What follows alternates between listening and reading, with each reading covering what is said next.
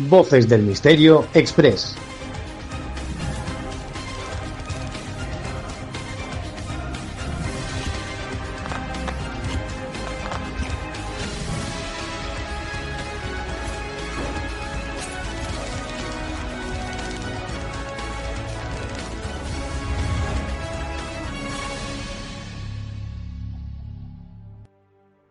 Y esta noche en Voces del Misterio tenemos a dos invitadas muy especiales, porque nos acompañan Lena Valenti y Sonia Rico.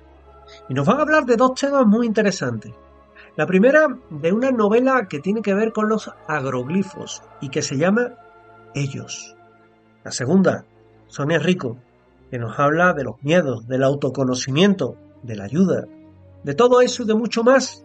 Ellas dos, en esta amable entrevista que nos han concedido, nos van a hablar de forma separada de todo lo que es el desarrollo de su obra y de temas que sin duda alguna le van a resultar muy interesantes. Comenzamos este programa de hoy de Voces del Misterio. Leyendas, enigmas, fenómenos paranormales, ufología, sociedades secretas, criaturas extrañas y la parte de la historia que nunca te quisieron contar las encuentras aquí, en Voces del Misterio Express. Lena Valenti nació en Barcelona en noviembre de 1979 y es una autora que yo les recomiendo especialmente porque, aparte de esa actividad como compañera en prensa y en comunicación, también sabe llegar a las personas a través de la palabra, del blanco y del negro, porque ella es autora de un buen número de libros que yo se los recomendaría a todos y mucho más dentro de este sector que es tan apetecible. Puede usted además consultarlo a través de todas las reseñas y todos los libros que tiene, pero hoy se acerca a este rincón de los libros que tenemos tan particular para hablarnos de ellos, porque ellos abre sus páginas con una sensación de inquietud que crece de una forma vertiginosa. Es la historia que sigue a Delta Olone, una mujer aparentemente que lo tiene todo, con una carrera consolidada, con una relación estable, con una vida cuidadosamente construida, y sin embargo hay experiencias que marcan, que despiertan preguntas, que despiertan sentimientos y emociones que no se pueden ignorar. Y que comienza como una crisis personal se va a transformar en mucho más. Ambientada entre Barcelona, entre Inglaterra, la novela, muy recomendable, combina elementos de crecimiento personal, de misterio, de espiritualidad, de hechos que uno no sabe explicar, y a través de este viaje de Delta la obra va a explorar la dificultad de abandonar la zona de confort y meterte en unos andurriales que uno no sabe por dónde va a salir. Pues precisamente de esta historia tan apasionante vamos a hablar con nuestra buena amiga Lena. Lena, ¿qué tal? Bienvenida. Hola, ¿qué tal? Encantada. Oye, qué bien has resumido el libro. Bueno, lo has introducido muy bien, muchas gracias. Yo trato de no machacarlo, créeme, porque sí, que es difícil. Porque es muy difícil regatear el darle más. Pero oye, es un libro muy interesante en el que además combinas un montón de cosas, combinas un montón de historias que a mí me ha resultado muy sorprendente. Bueno, viendo la cantidad de libros que tienes editados, está, yo te diría que hasta me ganas escribiendo libros, pero pero es que es increíble, ¿no? Es increíble porque tienes un mogollón de libros y además de muchos temas, siempre orbitan en torno a lo mismo, es cierto pero aquí te has sumergido en mezclar cosas que a mí me resultan muy llamativas. Lo primero y más importante, tú eres compañera, has estado en prensa, has estado en comunicación. ¿Qué te lleva un buen día a decir, me voy a poner a escribir? Pues justamente como yo era responsable de prensa y comunicación de Casa del Libro, entonces yo organizaba un montón de eventos literarios con autores, con editoriales, y antes de esto había sido librera, es decir, yo ya tenía un bagaje de lecturas y de libros muy grande. He sido muy lectora toda mi vida. Entonces, a raíz de trabajar en Casa del Libro, en ese departamento de prensa, de alguna manera yo como que me convencí de que yo también era capaz de escribir una novela y de publicarla y de conseguir, pues bueno, un objetivo, un sueño que yo tenía. A mí siempre me había gustado mucho escribir. Entonces, a raíz de trabajar allí, pues vi un poco cómo funcionaba el mundillo y me lancé porque era lo que realmente me apetecía hacer, que era contar una historia, porque realmente tenía mucho mundo interior y muchas cosas que contar.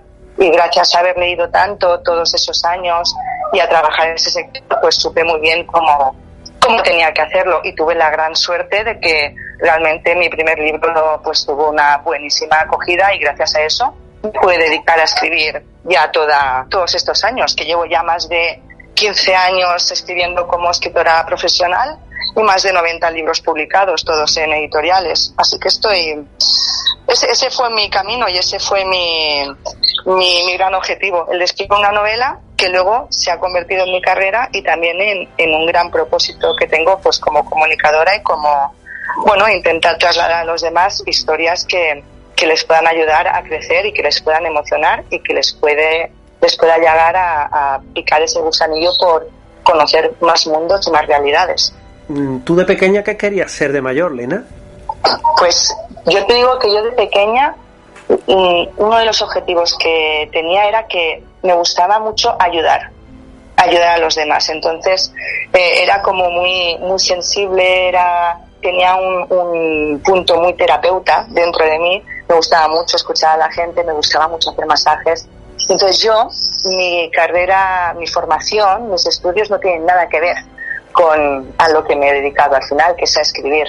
Claro, yo soy educadora de masaje infantil, quiromasajista, reflexóloga y tengo pues títulos en terapias alternativas. Pero luego ya me metí en el mundo de la comunicación porque también me gustaba mucho el mundo de los libros y al final pues fíjate, me dediqué a escribir y era algo pues que de alguna manera también sé que estoy ayudando a mucha gente, solo que no a través del contacto y del escuchar, sino más bien a través del transmitir.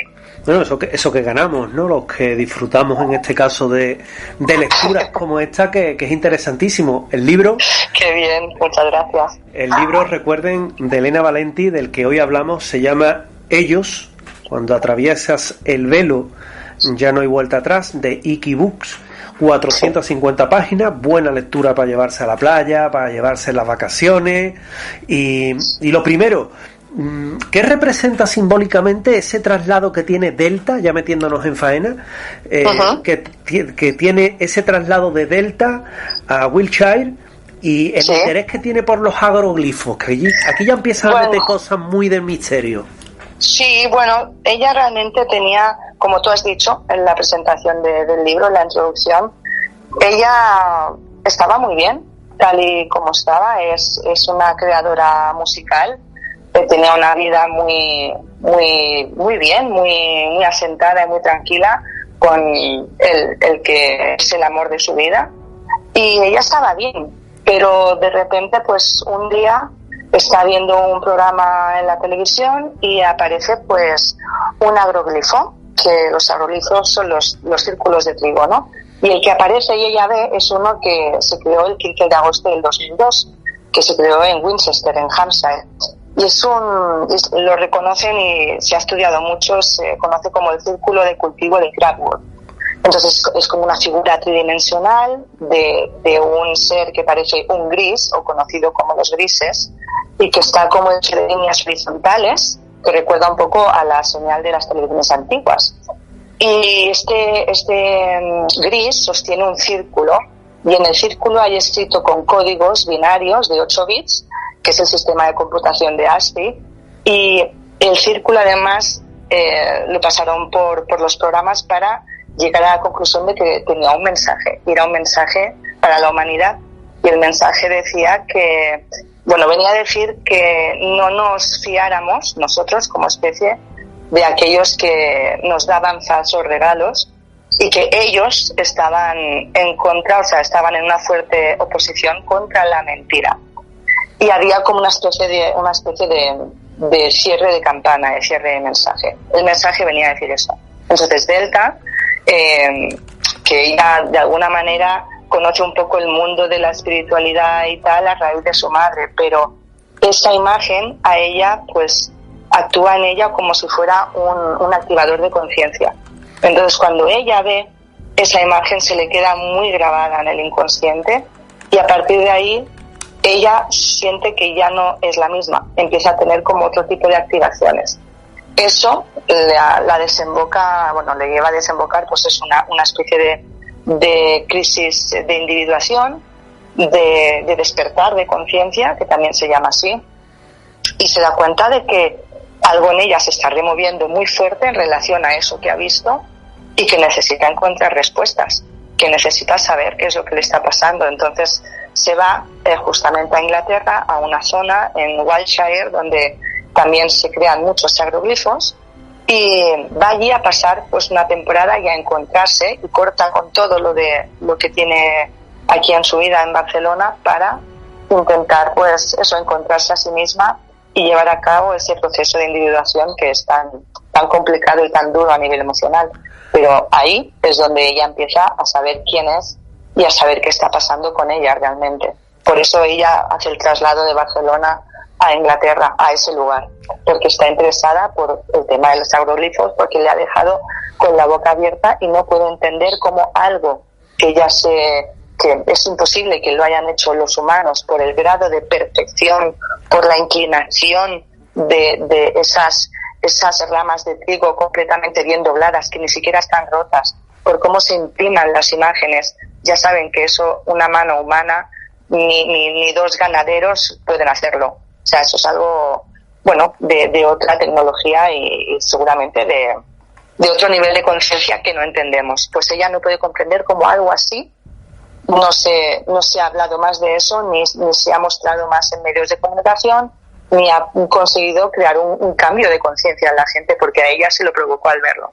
Por eso se va a Inglaterra a saber más de eso. ¿Hasta qué punto esa crisis de Delta surge por acontecimientos externos y hasta qué punto nace de una transformación interior? Pues es que es una mezcla de las dos cosas. Al final, uno nunca sabe cuándo le puede venir una crisis. Tú puedes estar muy bien en tu vida, pero hay una serie de patrones internos que igual nunca los has trabajado y hay algo que detona esa activación y esas heridas. Entonces, cuando empiezas a trabajar en eso, tú pues empiezas a desarrollar una crisis de individuación, como lo llamaba Carl Jung.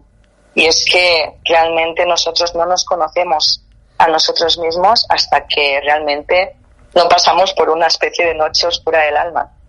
Porque ahí es cuando tenemos que rompernos las máscaras, que es lo que le pasa a Delta, que es como que rompe con su identidad, sigue siendo ella, pero se da cuenta de que algo en toda esa vida que ha montado ya no le cuadra. Y intenta pues encontrarse a sí misma y encontrar respuestas al otro lado. Se tiene que mover de localización y tiene que verse a sí misma sola para encontrar su verdadera identidad. No otra máscara, sino su verdadera identidad, su verdadera esencia. Entonces a ella le pasa porque tiene unos procesos internos que evidentemente se activan después de ver algo que no había visto en su vida, que es ese agroglifo y ese alien gris con ese círculo en la mano.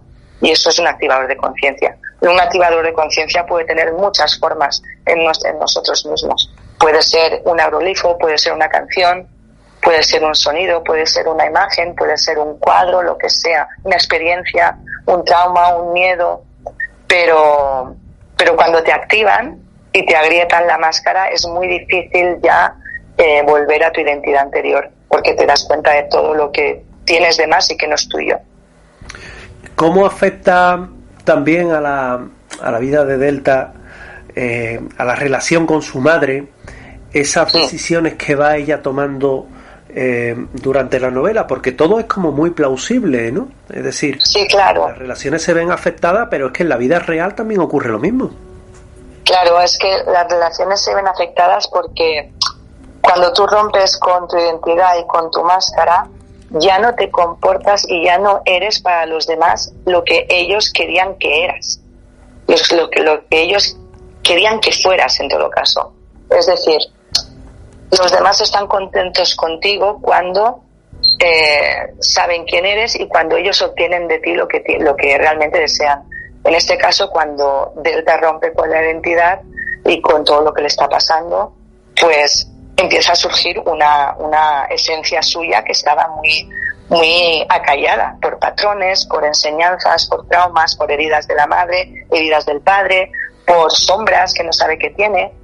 Y al final, claro que todo eso afecta tanto en el reflejo con la relación con su madre, porque ella tiene como unos insights sobre ella, sobre su madre, que dice, sé por qué es así por esto, es así por esto, y sé por qué yo he querido y quiero como lo hago, ¿no? De una manera en la que al final me parece insostenible muchas cosas que hago en mi vida, ¿no? Y con su padre igual, o sea, al final ella rompe su máscara, pero también rompe con todo ese esquema a su alrededor que había creado gracias a su máscara, porque ya es incompatible en muchos aspectos. ¿De qué manera el miedo condiciona también las relaciones y los comportamientos de Delta? Porque todo esto evidentemente pasa por una serie de situaciones que para cualquier mortal son traumáticas. Claro. A ver, miedo a nivel de relaciones o a raíz del proceso de individuación que ella pasa, o miedo a raíz de lo que ella empieza a experimentar cuando va a Inglaterra. Ambas porque cosas. Hay un miedo que es muy interno y que es un miedo muy real, que es el miedo a cuando dejas de ser quien creías que ser. O sea, cuando dejas de ser quien creías ser, en todo caso. Ese miedo se puede transformar de muchas maneras, ¿no? Puedes tener ataques de pánico, crisis de ansiedad, de todo. Y eso puede llegar a condicionarte en tus relaciones, en tu día a día, en todo.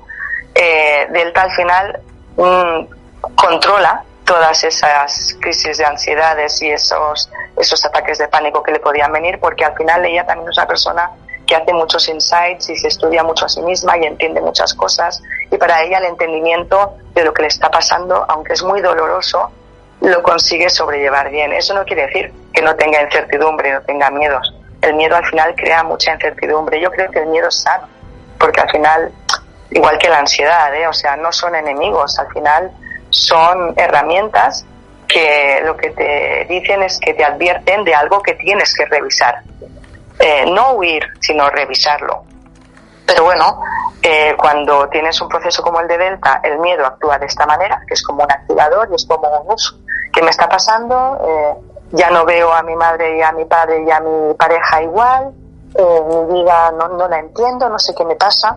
Y luego está el miedo más existencial, que es el que a ella le sacude fuertemente cuando llega a Inglaterra y empieza a tener ya esas experiencias relacionadas también con todo el tema de los agroglifos y con una realidad que ella nunca se hubiera imaginado, porque al final la mayoría de los humanos no creemos que esas realidades puedan existir, porque como nos han educado y nos han enseñado que eso no existe, que nosotros venimos de otro sitio, que nos creamos que nuestra creación viene de otro lado, que es una casualidad cósmica, que existirá la Tierra y que empezará a nacer en ella el ser humano, que hay unas teorías que son bases históricas y bases sociológicas que todo el mundo respeta y todo el mundo cree que es así.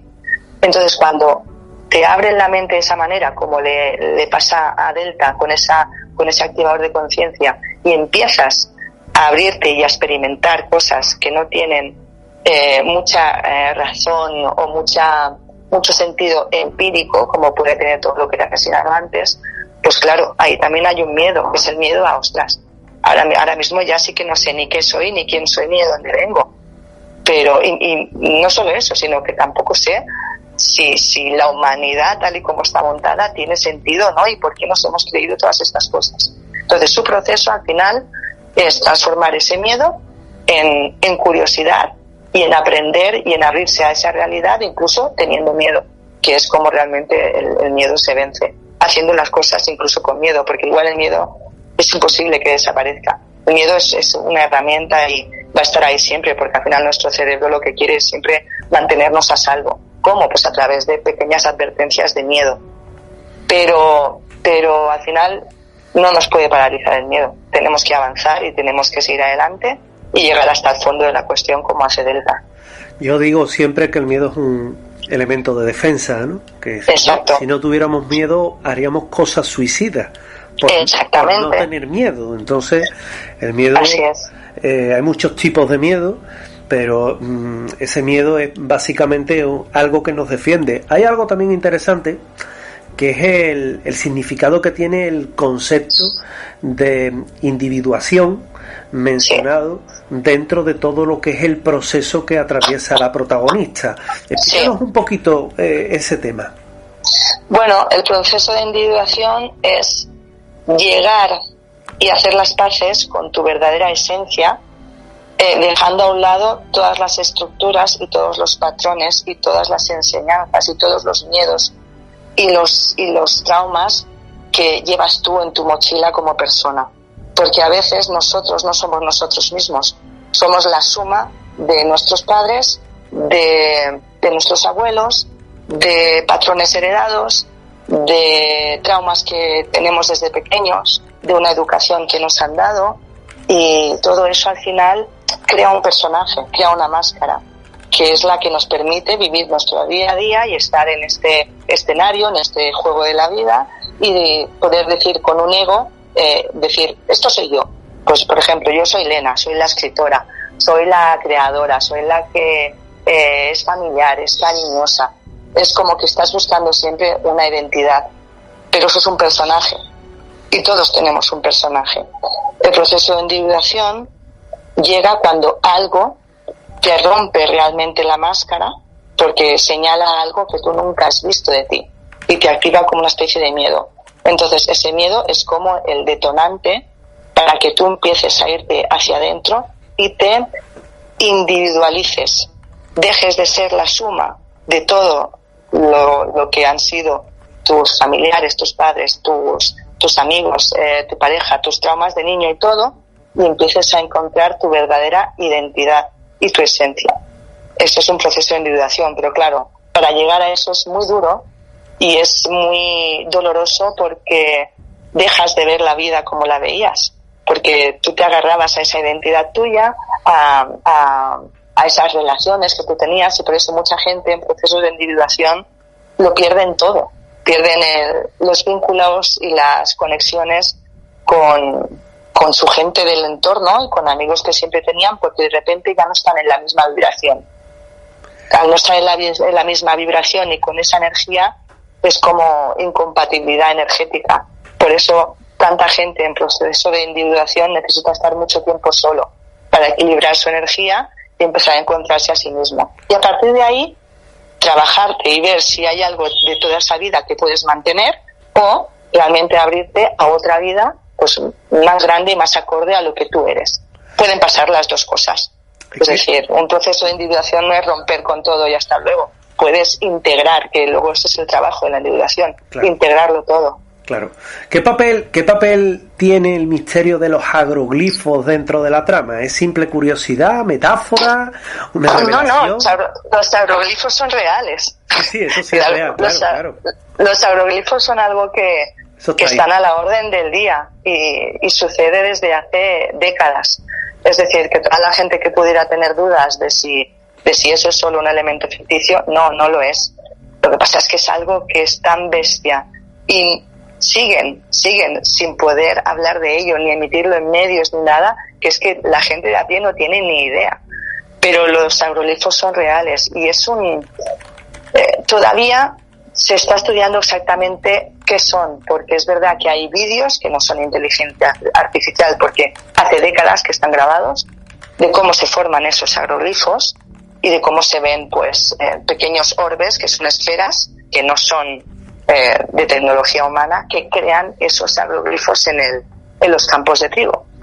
Entonces, el agroglifo al final es un medio para poder introducir la historia más grande, que es la de ellos y la de nosotros, de por qué estamos aquí y quiénes son ellos realmente.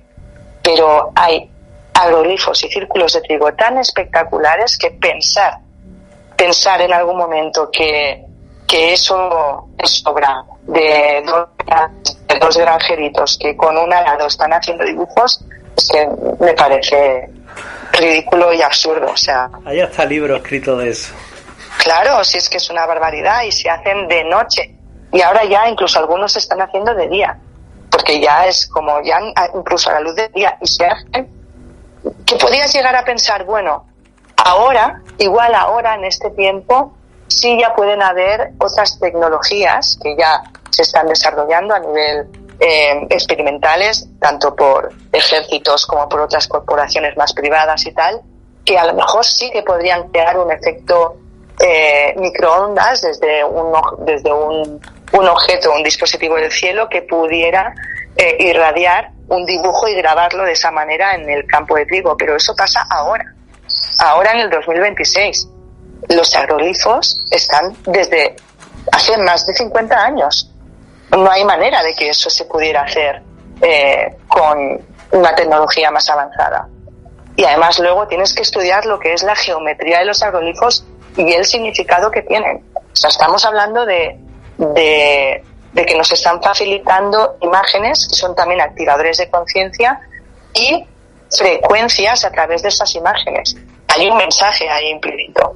Es como si nos estuvieran diciendo que para evolucionar y para crecer, incluso para entrar de alguna manera en algún momento en contacto con ellos, hay que subir la frecuencia y hay que subir la vibración. Fíjate que al final todo está de moda este tipo de hechos, sobre todo por la película de Steven Spielberg del Día de la Nación y demás, ¿verdad?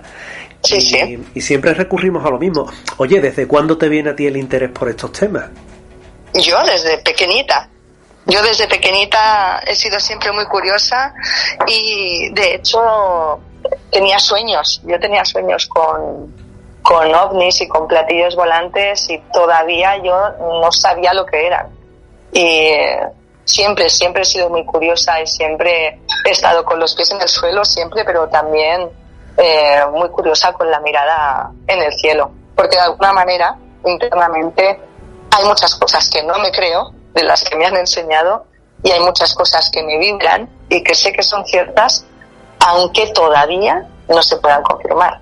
Lo que pasa es que ahora cada vez empieza a confirmarse ya todo, y de hecho la película de Steven Spielberg es el primer paso ya a nivel global y mundial para empezar a transmitir una narrativa y un despertar general. Lo que necesitan sobre todo es abrir el fenómeno ya al mundo de una manera ya sin tapujos y que la gente empiece a creérselo, porque a lo mejor en breve la revelación real, que ya la ha enseñado Steven Spielberg en su película y con muchas de sus escenas que ya dicen y confirman que son grabaciones reales, sobre todo de lo de Roswell,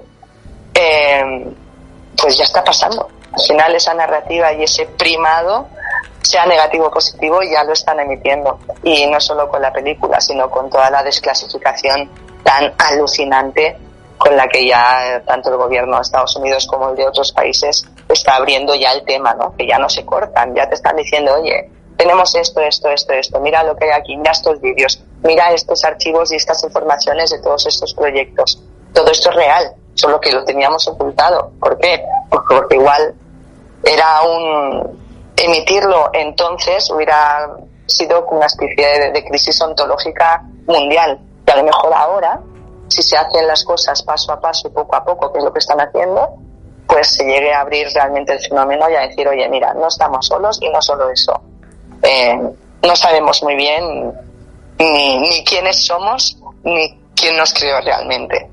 Y a partir de ahí pues ya se verá lo que se tenga que ver y ya dirán lo que tengan que decir, pero que la verdad y la revelación está ahí ya está ahí.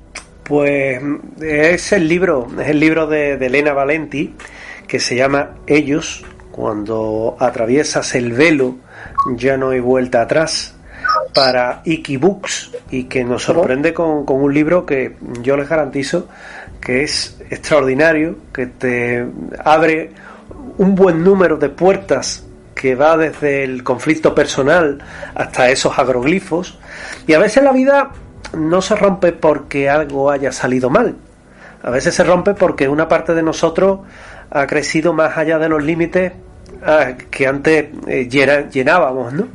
Y Delta descubrió que las respuestas importantes rara vez llegan en forma de certeza.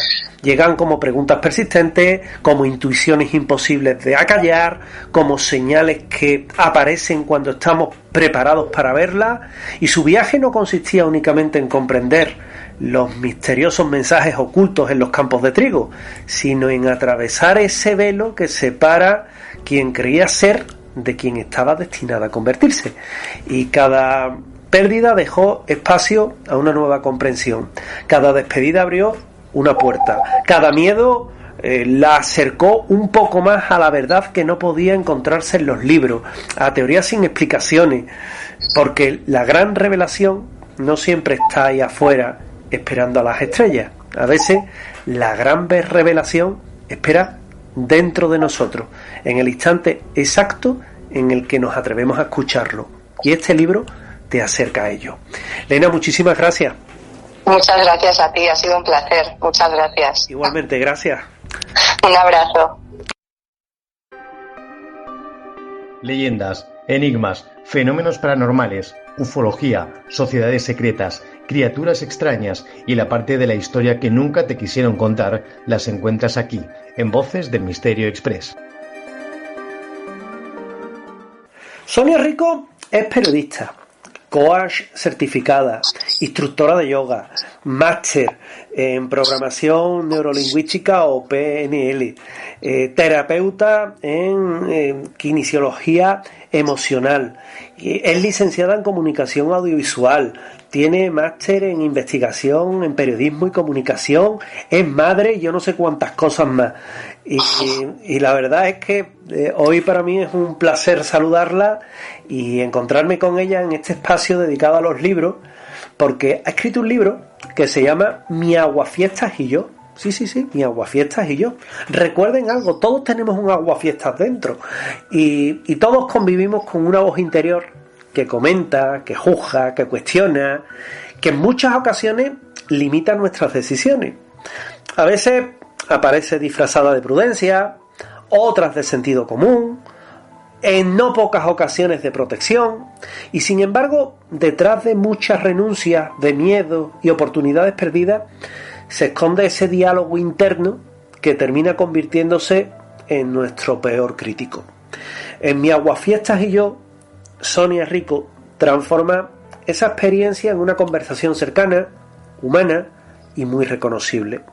A través de una narración que está cargada de reflexión, de experiencias cotidianas, de ejercicio, ella invita al lector a identificar su propia aguafiesta, comprender de dónde procede esa voz que limita y comenzar un proceso de transformación personal basado no en la lucha contra uno mismo, sino en la comprensión y en la integración de esas heridas emocionales que la alimentan. El resultado es un recorrido emocional que aborda el miedo, el fracaso, la sensación de impostura, la necesidad de aprobación, el perfeccionismo, la dificultad de mostrarse tal y como uno es, y es un viaje, al fin y al cabo, hacia una relación más amable con uno mismo. Pues con Sonia Rico hablamos, que la tenemos ya con nosotros y que la saludamos muy afectuosamente. Sonia, ¿qué tal?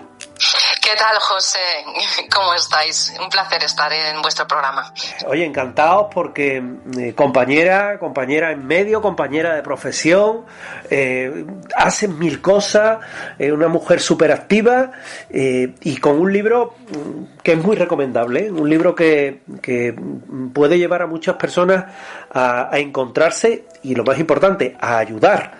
Pero como primera pregunta a mí se me ocurre preguntarte ¿quién es realmente la aguafiesta que da el título al libro y en qué momentos comprendiste que merecía convertirse en protagonista de esta historia? Ujú.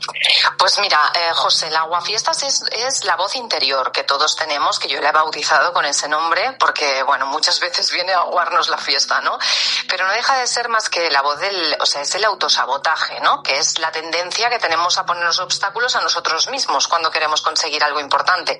Porque muchas veces creemos que el enemigo está fuera, ¿verdad? Que creemos que son las circunstancias, la falta de tiempo, la mala suerte o las demás personas. Pero en realidad somos nosotros mismos que nos estamos dificultando, ¿verdad?, nuestro camino.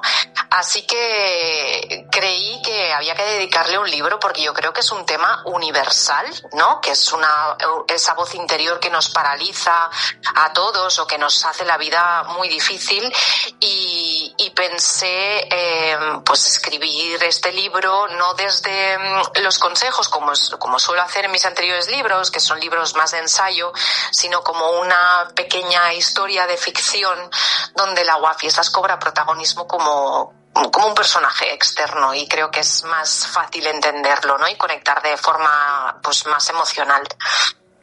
Más emocional, que además esa conexión se va desprendiendo a lo largo del libro y a lo largo de la obra plantea que la voz crítica interior no es una enemiga, sino una parte herida de nosotros mismos. ¿Qué cambió incluso en tu vida cuando empezaste a verla de esa manera, de esa forma? Pues mira, José, yo pienso que la aguafiestas, como he llamado a la voz interior, o sea, la voz interior negativa, ¿no? Es una guardaespaldas exagerada, porque en realidad está ahí para protegernos, ¿no? Nos quiere salvaguardar de hacer el ridículo, de exponernos, de sufrir, bueno, de varias cosas, incluso a veces de amar, ¿no? O de tener éxito incluso, porque piensa que no estamos preparados para asumir eso que nos depara. Entonces esa voz aparece y nos cuestiona, ¿no? Nos dice: ¿estás segura? ¿Es el momento? ¿No te hace falta más preparación? ¿Quieres decir que tienes que hacerlo? Entonces nos va boicoteando todo aquello que en realidad queremos hacer. Claro, y además que todo ello yo digo que es como una especie de madre sobreprotectora, ¿verdad? Uh-huh. Que en vez de llevarla detrás asusándote al oído, la llevas metida adentro, ¿no? Que exacto. de madre con instinto, ¿no? Exacto. El síndrome de la impostura ocupa también un lugar importante en el libro. ¿Crees que hoy vivimos en una época especialmente propicia para que muchas personas sientan que nunca son suficientemente buenas? Sí, desde luego. Además no hay más que abrir las redes sociales, ¿no? Para ver cómo uno se siente que nunca está a la altura, ¿verdad? Y que siempre hay algo de uno mismo que hay que arreglar. Claro, la voz de la aguafiestas, o sea, es como las creencias limitantes que todos tenemos, que nos albergan, ¿no? Y a través de las cuales observamos el mundo y juzgamos el mundo, no solamente vienen de lo personal, es decir, de nuestra crianza, de nuestra infancia o de nuestros propios traumas, sino que también tienen un contexto cultural y social, ¿no? Entonces esta voz que al final no es más que la punta del iceberg, ¿no? Es decir, la voz crítica guarda muchas causas, ¿no? Para que acabemos desembocando en esa voz, es decir, una falta de autoestima o, bueno, muchas causas, los traumas, las creencias limitantes, etcétera, etcétera. Entonces, claro, la cultura, o sea, lo que estamos viviendo nosotros a nivel social, pues también influye, se convierte como en otra voz, más externa, pero que al final le da la razón a tu interna, ¿no? Y el síndrome de la impostora, como me preguntabas, pues es esa sensación de que nuestros logros no son realmente merecidos, ¿no? Es pensar que hemos llegado aquí donde estamos por suerte, por casualidad o porque hemos engañado a los demás. Y tiene mucho que ver, yo creo, con la sensación de merecimiento merecimiento, ¿no? Con esa creencia de no merecer. Entonces, es como una dificultad que tenemos para reconocer nuestro propio valor, y la paradoja suele estar que además les ocurre a personas muy competentes, ¿no? Personas que hacen bien las cosas y aún así sienten que no son suficientes, ¿no? Entonces aparece como esa sensación que todavía hace que nos exijamos más. Yo creo que se relaciona también mucho después con el perfeccionismo, que es otro gran tema. Personas perfeccionistas que, muchas veces el excesivo perfeccionismo puede ser un auténtico problema, ¿eh? En varios capítulos además aparece el miedo a exponerse, a ser juzgado. ¿Hasta qué punto las redes sociales han amplificado ese temor a mostrarnos tal y como somos o a mostrar una carita que no es la nuestra? Por supuesto, es que las redes sociales, tal y como se han planteado, lo que hacen es dar la razón a esa voz crítica interna, ¿no? O sea que las redes sociales son un sesgo de la realidad, ¿no? Es decir, solo muestran la cara amable cuando eso no es real. ¿Y qué hace nuestra voz crítica o nuestra falta de confianza en nosotros mismos, nuestra falta de autoestima? Se apoya mucho en eso, ¿no? Y dice, ¿ves cómo el otro sí le va bien? Que en realidad, si hiciéramos un acto de sinceridad, veríamos que eso no es real. O sea, que las personas tienen su lado sombrío y su lado luminoso, ¿verdad? Y somos uno, no somos solamente una cara de la moneda. Pero sí, las redes sociales hacen mucho daño a esa inseguridad, ¿no? Nos dan mucho la razón a esa inseguridad, a esa falta de autoestima que muchas personas tienen. ¿Te gustan las redes sociales? Yo la utilizo, pero la utilizo mucho, pues para difundir mi trabajo, porque creo que es una herramienta muy valiosa, ¿no? Sabiéndola utilizar. Ahora, es como todo, en manos de quien esté, ¿no? Y en manos del uso que se le den, pues creo que pueden ser un peligro, como lo son para mucha gente joven, ¿no? Que todavía no tiene su personalidad formada y que se basa mucho en la opinión de los demás para tener su propio criterio. Entonces, a mí sí me gustan porque me ayudan mucho a conectar con personas, a difundir el trabajo, pero entiendo que es una herramienta peligrosa. Hablas también en el libro de otros factores, como son las excusas perfectas, esas que parecen razonables pero esconden miedo. ¿Cuáles son las más frecuentes que observas en las personas que te siguen o que te leen? Bueno, excusas hay de todo tipo, ¿verdad? Habría que ver las que ponemos, si es la falta de tiempo, si es el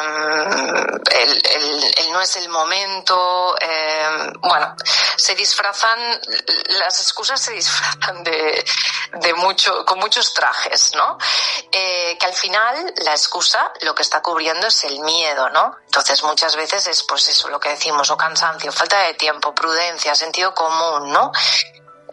Pero yo creo que muchas veces no hacemos algo porque estemos agotados o porque no sea el momento, ¿no? Sino que es como el miedo a equivocarnos o a exponernos.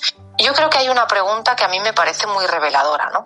Yo siempre digo, imagina que mañana desaparecen todos los obstáculos, que tienes tiempo, que tienes dinero, que tienes apoyo, que tienes las circunstancias ideales.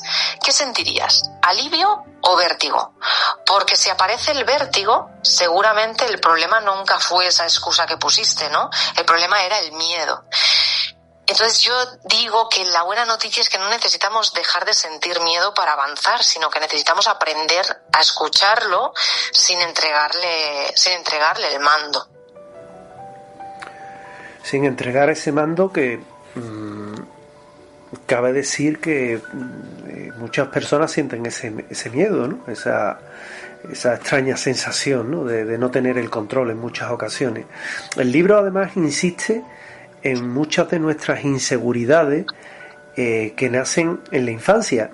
¿Crees que la mayoría de los adultos seguimos tomando decisiones condicionados por esos recuerdos, heridas que nunca llegamos a identificar? Sí, por supuesto. O sea, de hecho, el libro abre con una cita de Carl Jung que dice que hasta que no hagas consciente lo inconsciente, ese seguirá dirigiendo tu vida y lo llamarás destino, ¿no? Sí, por supuesto. La aguafiestas, ¿no? La voz interior nace de nuestros primeros años de vida, y no porque nuestros padres no nos quisieran, ¿no? Porque la mayoría hicieron lo mejor que pudieron con las herramientas que tenían en ese momento. Pero querer y cubrir las necesidades emocionales de un niño no siempre son la misma cosa. Quizá crecimos sintiendo, no sé, que teníamos que portarnos bien para ser queridos, o que no teníamos que molestar, o teníamos que ser fuertes, o yo qué sé, o nos reñían cuando nos equivocábamos. Pero nuestros padres también venían de sus propias historias, heridas y de sus aprendizajes, ¿no? Y nos hicieron. Entonces, si no hemos emprendido un camino de autoconciencia, de autodescubrimiento, de saber quiénes somos, de saber de dónde venimos, de saber qué heridas traemos, lo que nosotros también hayamos vivido en nuestra vida que pueda haber resultado traumático, ¿no? Como, no sé, episodios de abusos, de acosos, de etcétera, etcétera. Todo eso hay que llevarlo a la conciencia, porque si no, todo eso se nos convierte en una forma de ver la vida y creemos que la vida es así, pero al final estamos observando la vida con unas gafas puestas, ¿no? Las gafas de estas creencias limitantes. Por lo tanto, yo creo que es básico e importantísimo iniciar ese autodescubrimiento. Creo que tendría que ser obligatorio y tendría que ser una materia obligatoria en las escuelas, ¿no? Otra cosa es que las personas estén preparados para eso, que sabes que muchas veces somos nosotros los que nos ponemos nuestros propios límites. Es uno de los grandes problemas. Una de las ideas más interesantes de la obra es el autosabotaje. Ese autosabotaje que se hace con las excusas de querer protegernos. ¿Por qué resulta tan difícil reconocer que aquello que nos limita también intenta cuidarnos? Claro, sería como cómo diferenciar la voz esta de la saboteadora de la prudencia, ¿no? Por ejemplo, pues yo te diría que la diferencia principal es que la prudencia te protege, ¿no? Mientras que la saboteadora, o sea, la voz del autosabotaje te paraliza. Yo creo que la prudencia analiza los riesgos de forma objetiva y te ayuda a prepararte mejor, ¿no? Te dice, no sé, llévate un post porque va a llover, ¿no? O prepárate bien a esa charla. En cambio, ¿qué hace la saboteadora? Pues suele utilizar el miedo para convencerte de ¿no? Vayas porque vas a hacer el ridículo, o no escribas ese libro porque es que no le va a interesar a nadie. Mejor que como estás, ¿no?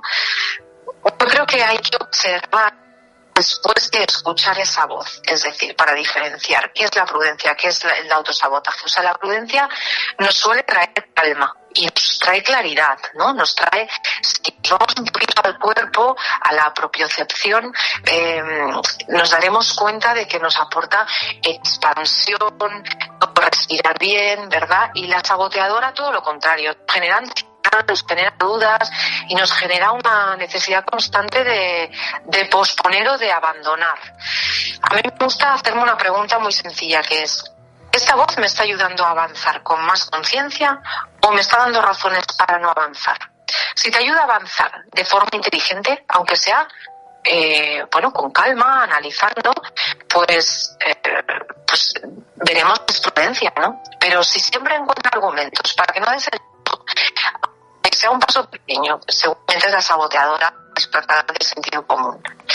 Claro, lo difícil es reconocer esa voz, porque no se presenta como en el libro, ¿no? Que yo la he planteado como un personaje externo y que viene diciendo: hola, soy tu aguafiestas y vengo a sabotearte. No, normalmente aparece vestida de prudencia, de realismo, incluso de sentido común, y por eso resulta tan convincente. Son muchas las preguntas que se nos acumulan. Recuerden que estamos entrevistando a Sonia Rico, que ha publicado un interesantísimo libro que se llama Mi aguafiestas y yo, que yo se lo recomiendo encarecidamente porque es un viaje fantástico que hace a través de lo que es el propio ser humano, de sus miedos, de sus indecisiones, de todo. Pero también nos vamos a encontrar que se atraviesa un proceso de autoconocimiento profundo, que no todo el mundo es capaz de realizarlo. Hubo algún capítulo especialmente difícil de escribir por tocar temas más sensibles dentro de este libro? Pues te tengo que decir que no, José, no me ha resultado. Yo creo que mi aguafiestas ya estaba bastante integrada en mí en el momento en el que he hecho este libro, ¿no? Es mi quinto libro. Llevo muchos años en este camino, ¿no?, de autoconocimiento, y lo he escrito ya con la aguafiestas bastante calmada. Pero bueno, de repente aparece, porque mi impostor aparece, mi perfeccionista aparece. No, ha sido como, bueno, vamos a recordar a qué se dedica este personaje, ¿no?, que nos boicotea, y vamos a ponerlo aquí al abasto para que las personas, pues para que pueda ayudar a las personas a identificarlo y a trascenderlo. Igualmente, frente a la cultura de la perfección, propones la búsqueda de la paz interior. ¿Piensas que la sociedad actual está empezando a cuestionar esa obsesión por ser siempre los mejores o por las apariencias? Yo creo que cada vez hay más autoconocimiento, ¿no? O se promulga más pues todos los temas de salud mental, se cuida más la autoestima, se empieza a hablar mucho de estas cosas. Tenemos el conocimiento a un clic, que eso también es una suerte, ¿no? Si queremos oír a un gran maestro, no hace falta que recorramos camino como antiguamente, ¿no? Alguien tenía que ir a buscar un maestro. Hoy en día lo tenemos a golpe de clic, y eso es una gran suerte. Pero sí, el perfeccionismo es miedo disfrazado de exigencia. Y en esta sociedad, y muchas personas creen que eso es una virtud, ¿no? Pero yo creo que es una fuerte, una fuente de sufrimiento enorme, ¿no? Porque nunca nada es suficiente, siempre falta algo, siempre se podría hacer mejor, y cuando creemos que tenemos que hacerlo perfecto, ¿qué aparece? Pues muchas veces aparece la procrastinación, y no porque seamos vagos, sino porque nos da miedo no estar a la altura de nuestras propias expectativas, ¿no? El perfeccionismo siempre nos hace creer que el error es una prueba de incapacidad, pero el error no es lo contrario del aprendizaje, ¿no? El error forma parte del aprendizaje, y la verdadera confianza no nace de hacerlo todo bien, sino que nace de descubrir que podemos seguir adelante incluso cuando nos equivocamos. Yo creo que en esta sociedad hace falta cultivar un poquito más la compasión y la autocompasión, porque quizás hemos tendido demasiado a la individualidad, y hace falta mirar un poquito más con los ojos que miramos a nuestros hijos, pero al prójimo, ¿no? No sé, yo siempre me imagino como que hay que aprenderse, o sea, siempre pienso que hay que aprender a tratarse a uno mismo mejor de lo que lo hacemos, porque si nos imaginamos, por ejemplo, tú imagínate que viene una amiga tuya y te dice: oye, José, que la he cagado en el trabajo y me han echado una bronca. Y bueno, tú a tu amiga, ¿qué le dirías? Le dirías, oye, bueno, pues tranquila, yo qué sé, mira a ver cómo lo puedes solucionar, o seguro que la escucharías, la tratarías con cariño, ¿no? No le dirías, ¿pero qué has hecho? ¿Pero qué desgraciada eres? ¿Pero cómo haces eso? ¿No? Pues es lo que hacemos con nosotros mismos, ¿verdad? Muchas veces, o sea, nos tratamos de esa manera. Entonces hay que cuidar esa relación que tenemos con nosotros mismos, porque también en base a cómo nos tratemos a nosotros mismos tendremos mayor tolerancia a tratar a los demás. Y que es importante. Hoy estamos en una sociedad en la que hay que mirar también, porque según trates te van a tratar. Y con eso hay que tener esa especial empatía con las personas. Si un lector cerrara el libro esta misma noche y solo pudiera quedarse con una enseñanza, ¿cuál te gustaría que fuera esa enseñanza? Mira, a mí me gustaría que las personas creyeran que la solución no es eliminar el miedo, ¿no? Igual que no lo es eliminar ninguna emoción. O sea, las emociones se trascienden, ¿no? Y hay que vivirlas. Entonces el miedo hay que vivirlo, y el miedo forma parte de la experiencia humana. Entonces yo creo que la verdadera libertad no consiste en que la aguafiestas, en que esa voz saboteadora desaparezca, sino que es entenderla, ver lo que nos quiere decir, ¿no? Y la verdadera libertad yo creo que consiste en que deje de conducir nuestra vida. Todos tenemos esa voz interior y la diferencia está en quién lleva el volante. O sea, podemos escucharla, comprender de dónde viene, agradecerle que intente protegernos, pero aún así seguir adelante. Porque yo creo que la confianza no llega antes de actuar, la confianza llega después, ¿no? Y casi todas las cosas importantes de la vida empiezan igual, con un pequeño paso, con las piernas temblando y otro paso. Pues mi aguafiestas y yo, que no es únicamente una reflexión sobre la voz crítica que todos llevamos dentro. Es también una invitación a detenerse, a escuchar, a comprender aquello que normalmente intentamos silenciar. Lejos de plantear una batalla contra uno mismo, el libro propone algo mucho más complejo y quizá por ello más valioso, que es aprender a convivir con nuestras heridas sin que ellas dirijan nuestra vida. La obra de Sonia Rico recuerda que además y que detrás de muchos miedos, de muchos bloqueos y de muchas renuncias suele esconderse una historia que merece ser escuchada. Comprenderla no elimina automáticamente el miedo, pero sí permite dejar de obedecerlo. Y en ese pequeño espacio que se abre entre el temor y la decisión, comienza precisamente esa posibilidad del cambio que este libro te enseña muy bien. Sonia, muchísimas gracias por haber estado con nosotros y muchísimas gracias por la amabilidad que has tenido de explicarnos detalladamente todas esas cuestiones que te hemos ido preguntando. Muchísimas gracias a vosotros. Ha sido un placer estar en vuestro programa y un abrazo muy, muy grande a todos los oyentes y las oyentes. Gracias. Leyendas, enigmas, fenómenos paranormales, ufología, sociedades secretas, criaturas extrañas y la parte de la historia que nunca te quisieron contar las encuentras aquí, en Voces del Misterio Express. Voces del Misterio Express.